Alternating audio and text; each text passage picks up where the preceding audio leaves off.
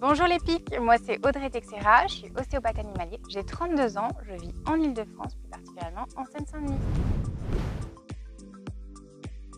Alors j'ai fait une école d'ostéopathie animale, c'est une formation qui dure 5 ans, c'est une école qui est à Rennes et suite à cette formation, donc j'ai eu mon diplôme d'ostéopathe animalier. Et ensuite, en fait, pendant mon cursus, la réglementation autour du métier a un petit peu évolué. Et donc, à la fin de mon cursus et après avoir passé mon diplôme, j'ai dû passer un autre examen pour avoir le droit d'exercer, qui est régi par l'ordre des vétérinaires. Alors déjà, il y a la prise de rendez-vous, donc souvent par téléphone.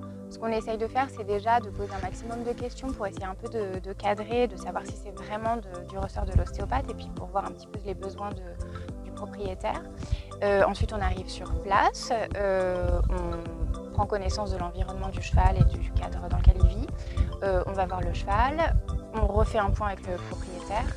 On fait déjà une palpation générale de tout le corps de l'animal. Ensuite, on le regarde marcher une première fois. Ensuite, on fait des tests qui nous semblent justifiés pour cette situation-là. On manipule, on refait marcher. Après, le déroulé est un petit peu... il change selon la situation, bien sûr. On peut être amené à faire un travail beaucoup plus articulaire ou beaucoup plus musculaire, des étirements plus longs ou pas. Ensuite, on explique tout ça au propriétaire, bien sûr, et éventuellement, on peut lui laisser des exercices à faire.